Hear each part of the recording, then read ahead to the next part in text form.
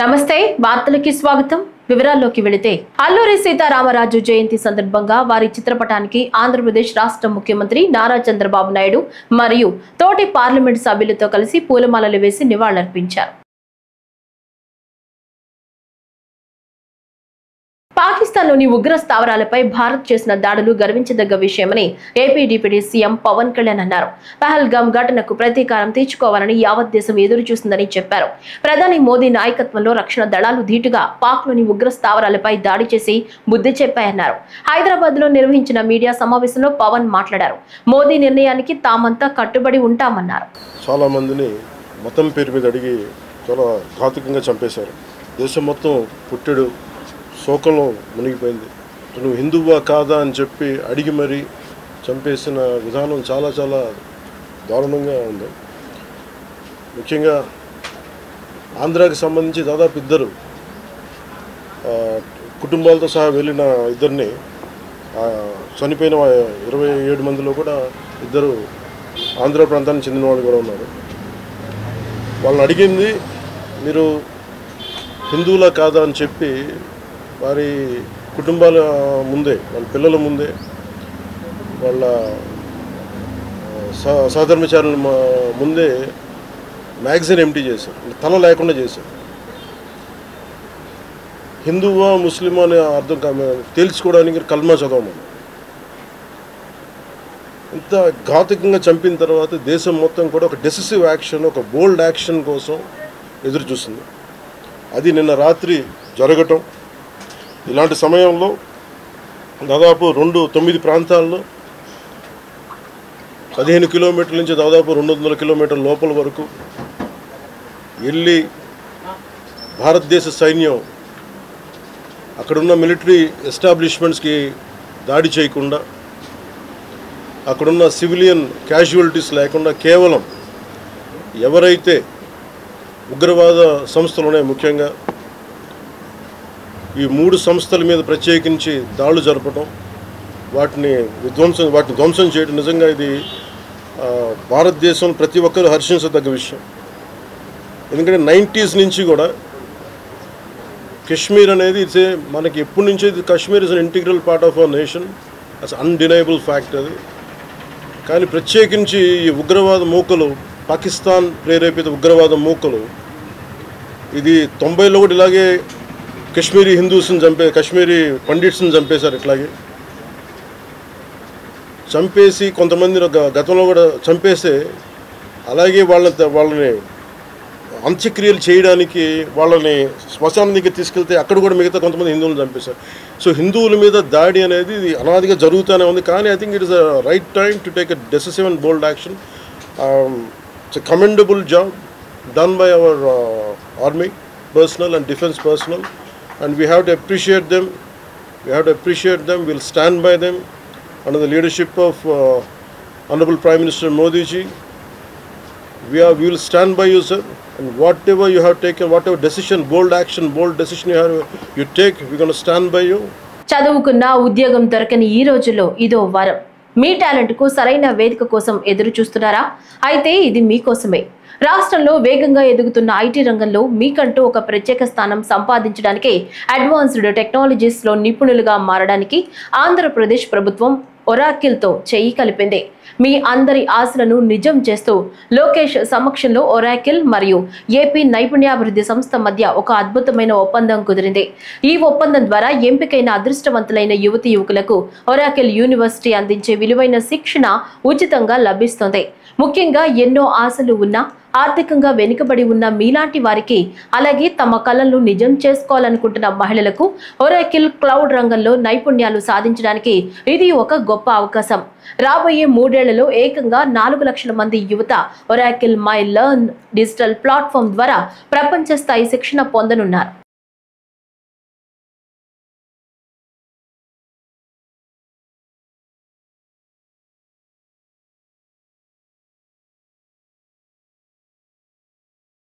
రాష్ట్రాభివృద్ధికి Polavaram project పూర్తికి అవినాభావ సంబంధం ఉందని జలవనరుల శాఖ మంత్రి నిమ్మల రామనాయుడు విదేశీ నిపుణుల బృందానికి చెప్పారు. అలాగే జాతీయ స్థాయిలో నదుల అనుసంధానానికి పోలవరం ప్రాజెక్టు పూర్తికి విడదీయలేని పరస్పర ఆధార ప్రాజెక్టులుగా మంత్రి అభివర్ణించారు. అందువలనే ప్రధాని మోదీ, ముఖ్యమంత్రి చంద్రబాబు నాయుడు కూడా పోలవరంపై ప్రత్యేక దృష్టి నిలిపారని మంత్రి వివరించారు. పోలవరం ప్రాజెక్టు పూర్తికి సాంకేతిక సలహాలు ఇవ్వడానికి వచ్చిన విదేశీ నిపుణుల బృందాన్ని మంత్రి నిమ్మల రామనాయుడు కలిశారు. పోలవరం ప్రాజెక్టు నిర్మాణాన్ని యుద్ధ ప్రాతిపదికన పూర్తి చేయాల్సిన అవసరాన్ని నిపుణుల బృందానికి తెలియచెప్పారు. అధికార మార్పిడి అనేది చంద్రబాబు నాయుడు గారితో అభివృద్ధి వైపు వెళ్తే, అధికార మార్పిడి అనేది జగన్మోహన్ రెడ్డి ద్వారా విధ్వంసం వైపు వెళ్ళినటువంటి పరిస్థితి. దానికి ఉదాహరణే మన పోలవరం ప్రాజెక్టు. 2021కి పూర్తవ్వాల్సినటువంటి పోలవరం ప్రాజెక్టు గత వైఎస్ఆర్సీపీ పాలన విధ్వంస ఫలితంగా ఆ రోజు ఉన్నటువంటి ముఖ్యమంత్రి కానీ, ఆ రోజు ఉన్నటువంటి ఇరిగేషన్ శాఖ మంత్రులే స్వయంగా చెప్పారు, పోలవరం ప్రాజెక్టు ఎప్పటికి పూర్తవుతుందో చెప్పలేమని చెప్పి పోలవరాన్ని ప్రశ్నార్థకం చేసినటువంటి పరిస్థితి గత పాలనలో మనందరం కూడా చూసినటువంటి స్థితి. 2021 జూన్ అన్నారు, 2021 డిసెంబర్ అన్నారు, 2022 జూన్ అన్నారు. మళ్ళీ ఇది పూర్తవుతుందో లేదో చెప్పలేమనేటువంటి స్థితికి పోలవరాన్ని నెట్టేశారని అంటే వాళ్ళ విధ్వంస పాలన ఏ రకంగా ధ్వంసం జరిగింది అనేది మనకు అర్థమవుతున్నటువంటి పరిస్థితి. మళ్ళీ ఈరోజు మీ అందరి ఆశీర్వాదంతో వచ్చినటువంటి తెలుగుదేశం, జనసేన, బీజేపీ, ఎన్డీఏ ప్రభుత్వ కూటమి, నారా చంద్రబాబు నాయుడు గారి సారథ్యంలో ఈ పోలవరానికి అత్యంత ప్రాధాన్యత. ఎందుకంటే ఆ రోజు 14-19లో 72% పోలవరాన్ని పూర్తి చేసినటువంటి ముఖ్యమంత్రి చంద్రబాబు నాయుడు గారు మళ్ళీ ఈరోజు అధికారంలోకి వచ్చిన తర్వాత ఆయన ప్రమాణ స్వీకారం చేసినటువంటి తర్వాత మొదటి వారంలోనే మొదటి క్షేత్ర పర్యటన పోలవరం తీసుకున్నారనంటే దీని మీద ఆయనకున్నటువంటి ప్రాధాన్యత, ప్రత్యేకత ఏంటనేది మనందరికీ కూడా అర్థమవుతున్నటువంటి పరిస్థితి.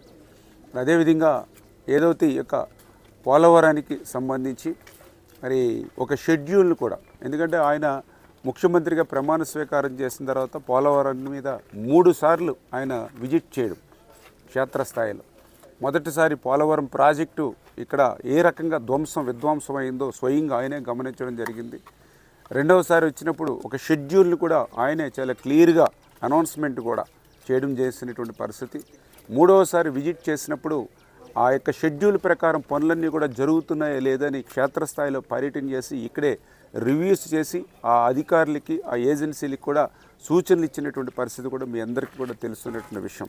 మరి ఇప్పుడు కూడా ఏదైతే ఈ యొక్క international panel experts, CWC, PPA, అఫ్రీ, అదేవిధంగా మన అధికారులు అందరూ కూడా ఒక 5 రోజులు నిన్న 4వ తేదీ నుంచి 8వ తేదీ వరకు కూడా ఈ పోలవరం ప్రాజెక్ట్ యొక్క ప్రోగ్రెస్, అదేవిధంగా పోలవరం ప్రాజెక్టు నిర్మాణంలో ఇంకా ఏవైతే డిజైన్స్ ఏవైతే ఉన్నాయో అవన్నీ కూడా అప్రూవల్ ఇచ్చేటువంటి విషయంలో కానీ, అందులో కూడా పర్టికులర్గా గత 2 రోజుల నుంచి రాబోయే 3 రోజుల్లో కూడా ఇంకా డిజైన్స్ ఏవైతే పోలవరం ప్రాజెక్టుకి బ్యాలెన్స్ ఉన్నాయో వాటన్నిటి మీద కూడా నిర్ణయాలు తీసుకునేటువంటి అవకాశం ఉంది. ఎన్నో సవాళ్లను అధిగమించి గుంటూరులో నూతన హంగులతో రూపుదిద్దుకుంటున్న శంకర విలాస్ పైవంతెన నిర్మాణం జిల్లా అభివృద్ధికి బాటలు వేయనుందని గుంటూరు జిల్లా ఇన్ఛార్జ్ మంత్రి కందుల దుర్గేష్ వెల్లడించారు.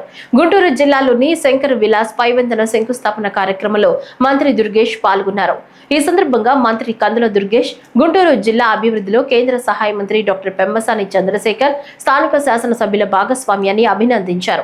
భవిష్యత్ అవసరాల మేరకు కొత్త ఆర్ఓబిని నిర్మించాలన్న ప్రజల దశాబ్దాల అవసరాన్ని గుర్తించి అందుకు బాటలు వేసిన కూటమి ప్రభుత్వానికి ధన్యవాదాలు తెలిపారు. ఎంతో కాలంగా ప్రజలందరూ ఎదురు చూసిన బ్రిడ్జ్ నిర్మాణం చేయడం అసాధారణమైన విషయమన్నారు. చరిత్ర కలిగిన ఈ బ్రిడ్జ్ మరెన్నో కాలాల పాటు ప్రజలకు సేవలందిస్తుందన్నారు. గుంటూరు జిల్లా ఎంపీ, కేంద్ర మంత్రి పెమ్మసాని చొరవతో గుంటూరు ప్రజల చిరకాల వాంఛ నెరవేరడం, ప్రస్తుతం తాను గుంటూరు ఇన్ఛార్జ్ మంత్రిగా ఉన్న సమయంలో ఇలాంటి అభివృద్ధి కార్యక్రమం జరగడం తన అదృష్టంగా భావిస్తున్నానన్నారు. 5 సంవత్సరాల కాలంలో మనందరం చూసాం, ఏ రకమైనటువంటి విజన్ లేకుండా డిస్ట్రక్షన్ కి ప్రాధాన్యతనిచ్చి, కక్ష సాధింపుకి ప్రాధాన్యతనిచ్చి కార్యక్రమాలను నిర్వహించినటువంటి 5 సంవత్సరాల అరాచకాన్ని చూసాం. ఇవాళ చూస్తే మీరు 100% ఒక సరైనటువంటి దార్శనికతతోటి రాష్ట్రం ఒక 20-30 సంవత్సరాల పాటు ఏ రకంగా అభివృద్ధి చెందాలనేటువంటి ఒక సూక్ష్మ ప్రణాళికతోటి అద్భుతమైనటువంటి అభివృద్ధి కార్యక్రమాల్ని, ప్రజలందరికీ ఉపయోగపడేటువంటి సంక్షేమ కార్యక్రమాల్ని సమ్మిళితం చేసి నడుపుతున్నటువంటి రాష్ట్ర నాయకత్వం శ్రీ చంద్రబాబు నాయుడు గారి నేతృత్వంలో నడుస్తుండగా, ఆయనకి సహకరిస్తున్నటువంటి పవన్ కళ్యాణ్ గారి యొక్క భాగస్వామ్యం కనపడుతుండగా, ఇక్కడ గుంటూరు జిల్లా వరకు చూసుకున్నట్లయితే ఇక్కడ పెమ్మసాని చంద్రశేఖర్ గారిని ఎందుకు ప్రత్యేకంగా మనం అందరం అభినందించాలి అంటే, అదేవిధంగా వారికి సహకరిస్తున్నటువంటి శాసనసభ్యులు కూడా.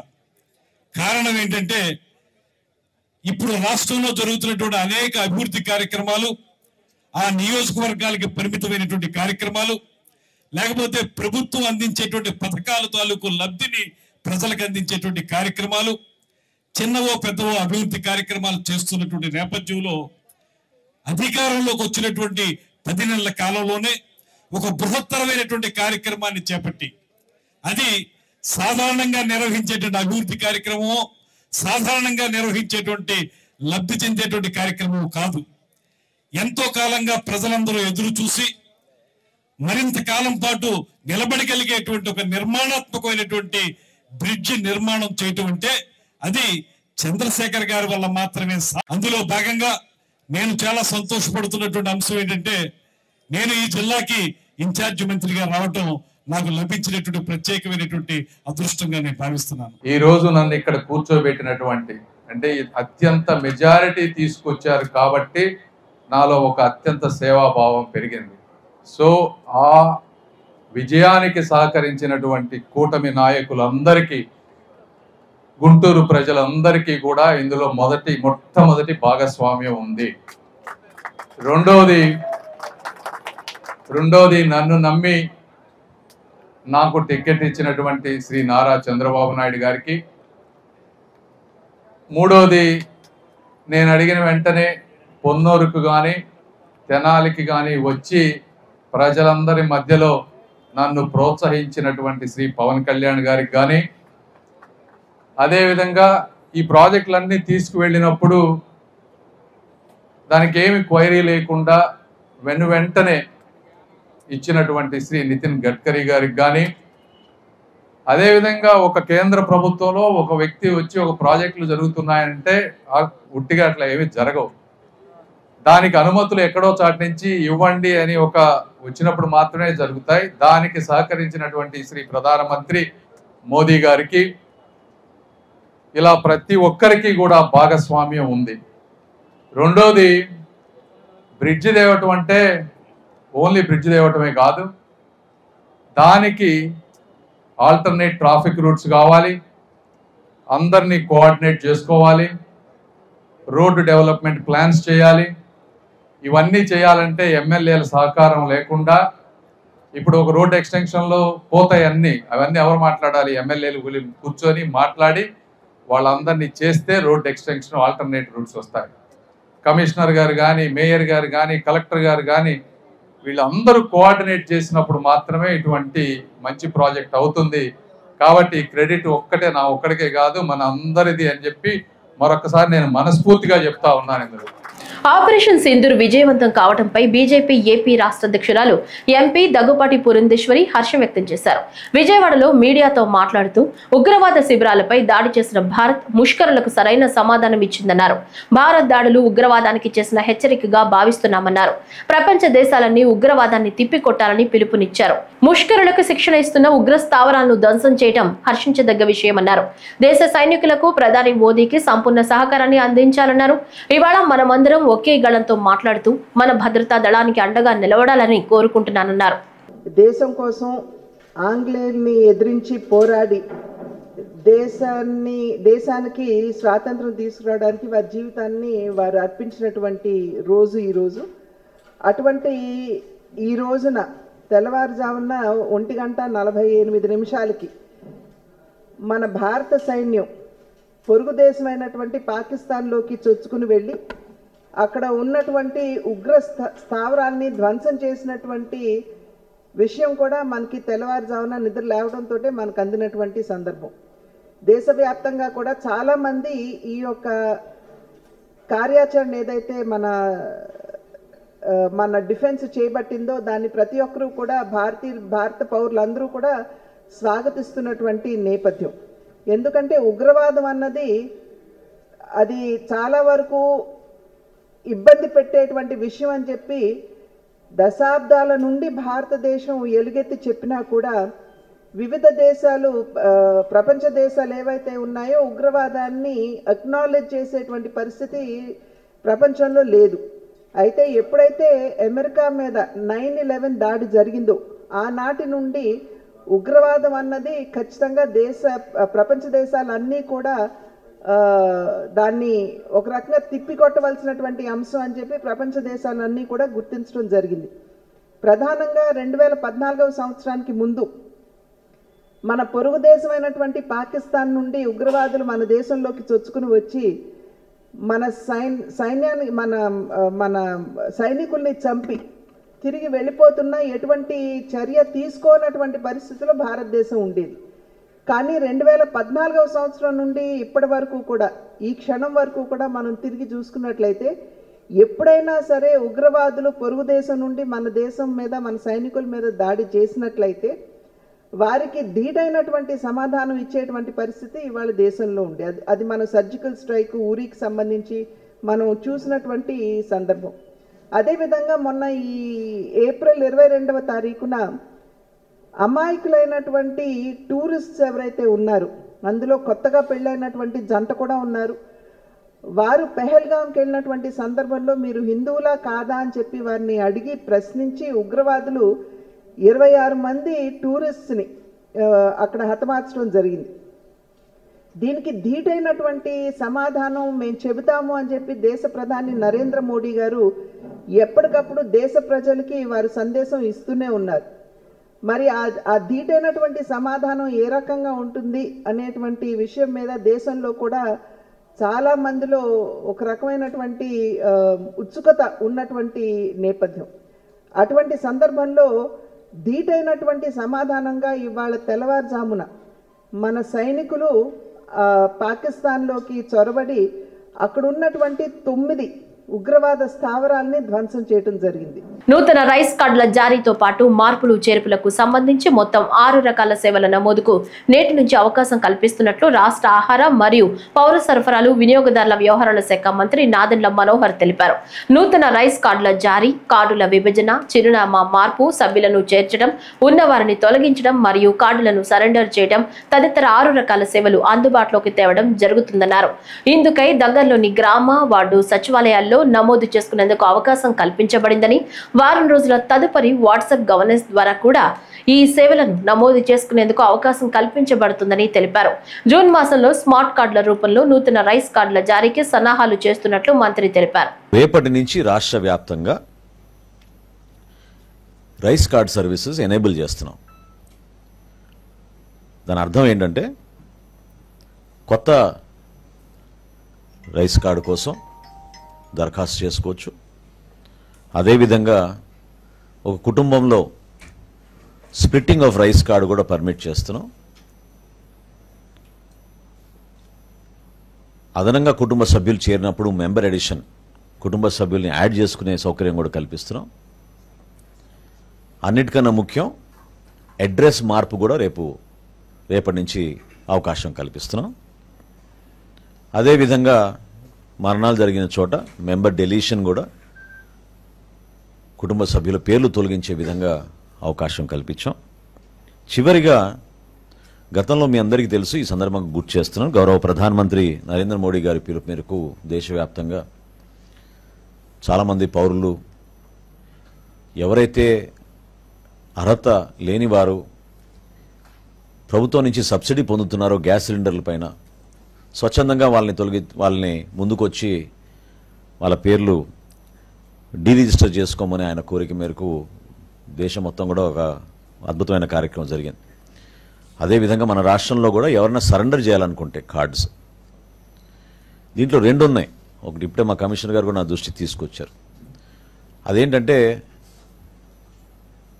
భారతదేశంలో సౌత్ ఇండియాలో ఎక్కువగా మనం బియ్యం కన్జంప్షన్ ఉంటుంది కాబట్టి ఒకవేళ వాళ్ళు మైగ్రేట్ అయ్యి ఇతర రాష్ట్రాలకు వెళితే అక్కడ బియ్యం బదులు వాళ్ళు గోధుమ తీసుకునే అవకాశం ఎక్కువ ఉంటుంది.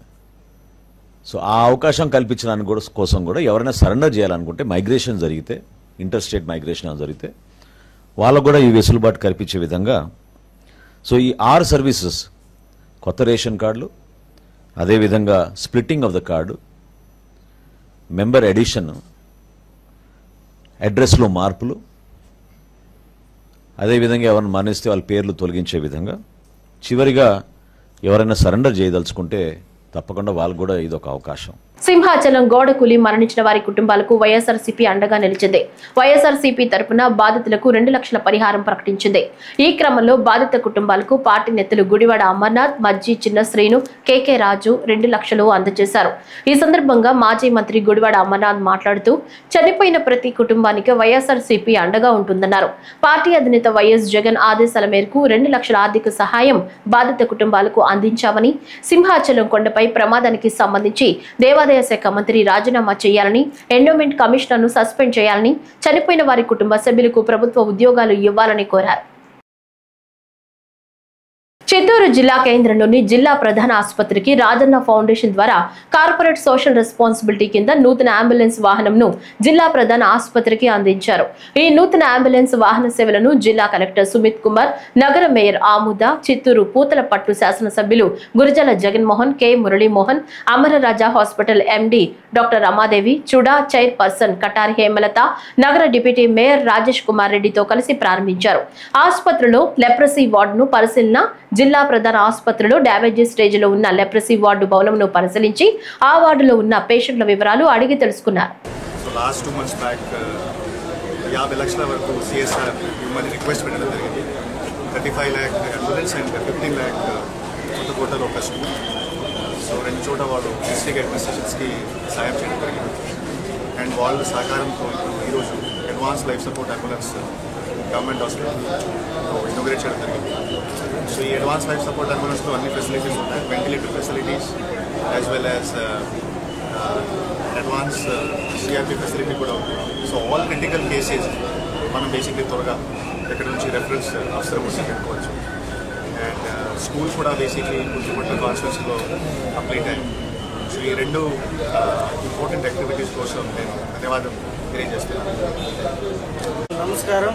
ముందుగా రాజన్ ఫౌండేషన్ అధినాయకురాలు మా అక్క గల్లా రుణకుమారి గారికి, వారి కూతురైన రమా అక్క గారికి, వారి సంస్థకు అందరికీ కూడా ధన్యవాదాలు తెలియజేసుకుంటున్నాం.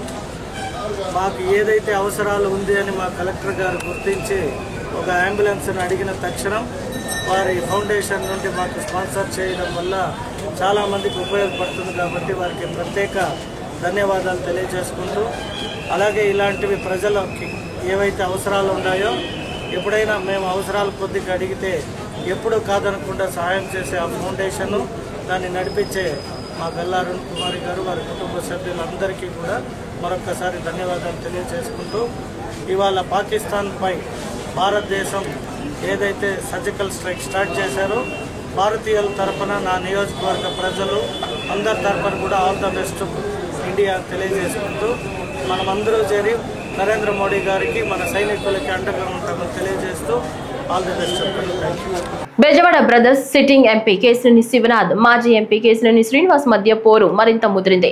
సోషల్ మీడియా వేదికగా ఎంపీ కేశినేని శివనాథ్ అలియాస్ చిన్నీపై మాజీ ఎంపీ కేశినేని నాని తీవ్ర విమర్శలు చేస్తున్న విషయం తెలిసిందే. ఏప్రిల్ 22న మొదలుపెట్టిన ఈ యుద్ధం నిరాటంకంగా కొనసాగిస్తున్నారు. తనను జగన్ గూఢాచారిగా పేర్కొంటూ ఎంపీ చిన్ని విమర్శలను తిప్పికొడుతూ తాజాగా మరో పోస్టు పెట్టారు మాజీ ఎంపీ నాని. ఏప్రిల్ 22న తన ఫేస్బుక్ అకౌంట్ ద్వారా ఎంపీ కేశినేని చిన్నిపై మాజీ ఎంపీ నాని తీవ్ర ఆరోపణలు చేస్తూ యుద్ధం మొదలుపెట్టారు. అప్పటి నుంచి రోజు ఏదో ఒక పోస్టు ద్వారా తమ్ముడిని లక్ష్యంగా చేసుకుంటున్నారు.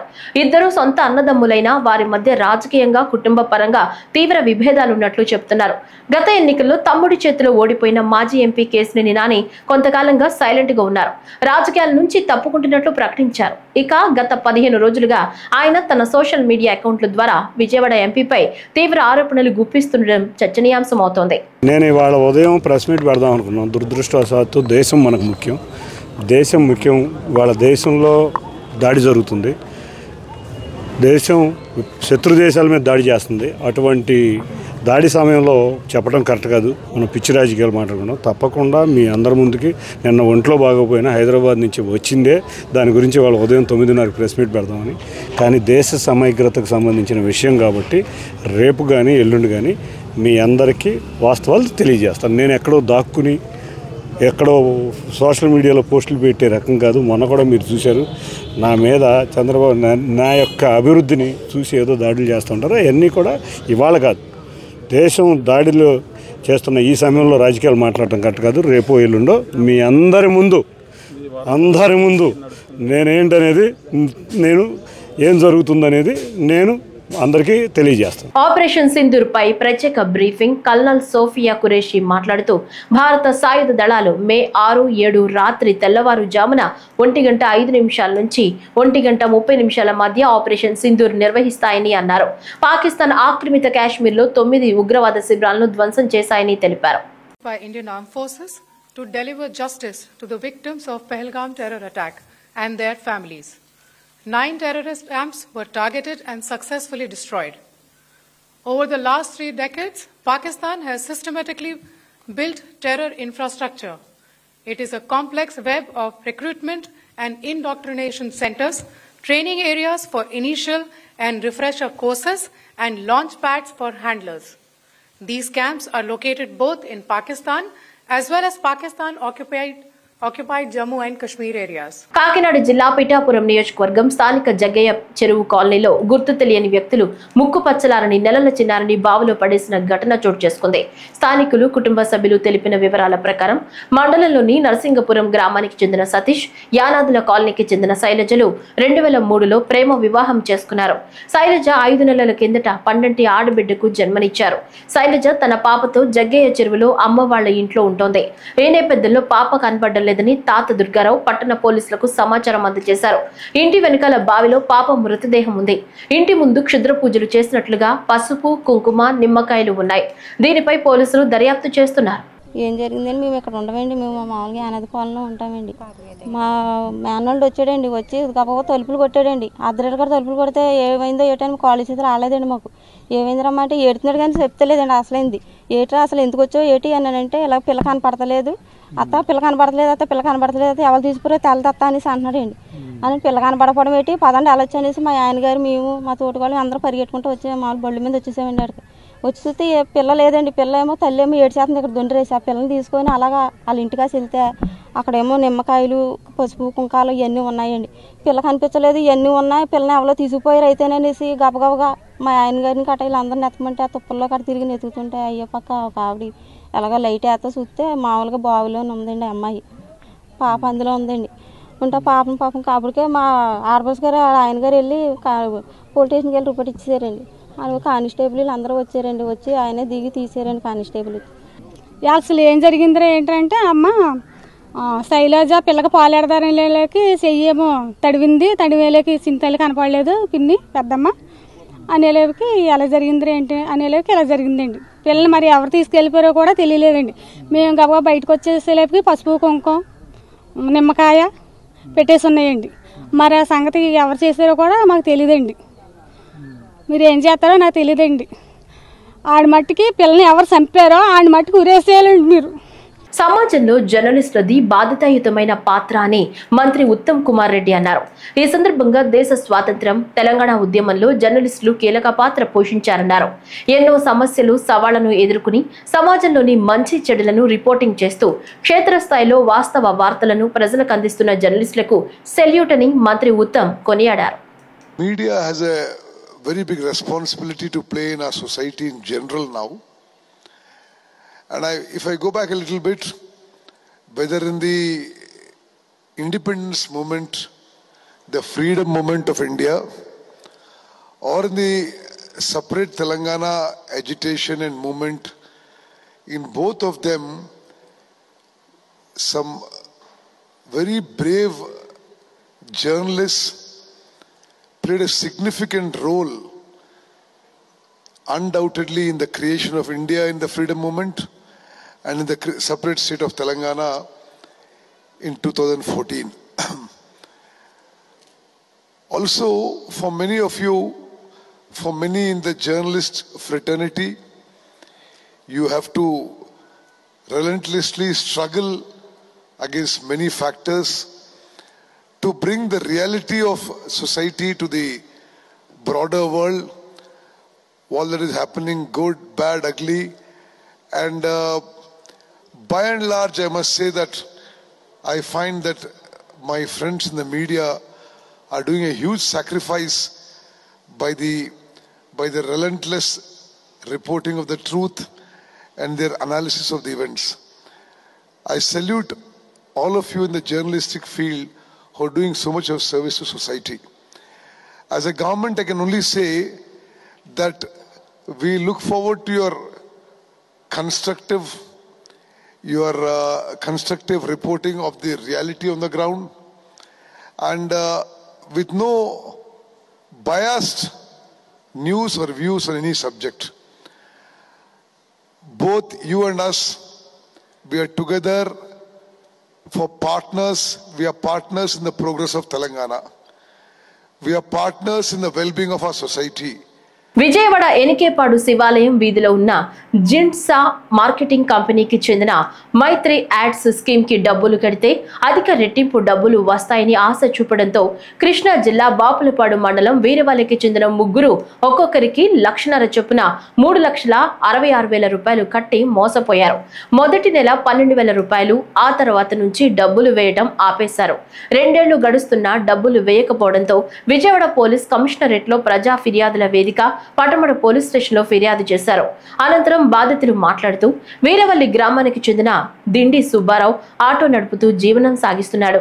కుటుంబ పోషణ పోను పిల్లల చదువు నిమిత్తం నిల్వ చేసిన డబ్బును రెట్టింపు డబ్బులు వస్తాయని జింట్సా మార్కెటింగ్ కంపెనీ మైత్రి యాడ్స్ స్కీమ్ కి నేను, నా భార్య దిండి రంగమ్మ, అత్తయ్య రెడ్డి రమణమ్మ ముగ్గురు పేరిట 3,66,000 రూపాయలు కట్టినట్లు తెలిపారు.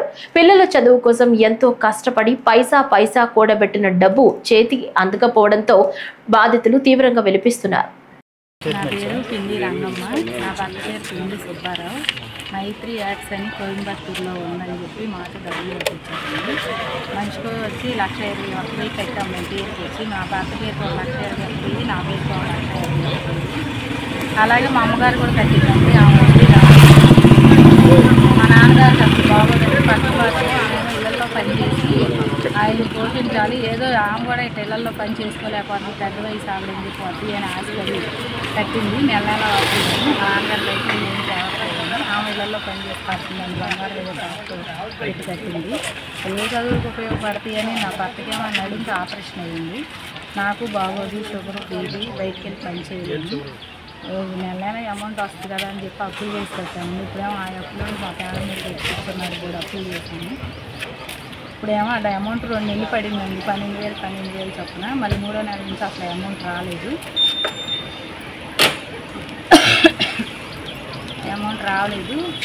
మా యాక్సి కూడా వాళ్ళ ఆగిందని చెప్పి అయ్యాని చెప్పి ఆగారండి. ఇప్పుడు వరకు 1 రూపాయి కూడా మాకు రాలేదండి. మాకు దయచేసి ఇక్కడ మేము స్పందనలో పెట్టాము. స్పందన నుంచి పనమడ పోలీస్ స్టేషన్కి వెళ్ళమన్నారు. ఇక్కడ ఎస్ఐ గారు దర్యాప్తు చేస్తున్నారు. మాకు దయచేసి మా డబ్బులు మాకు చేయమని. ఈ వార్తలు ఇంతటితో సమాప్తం. నమస్కారం.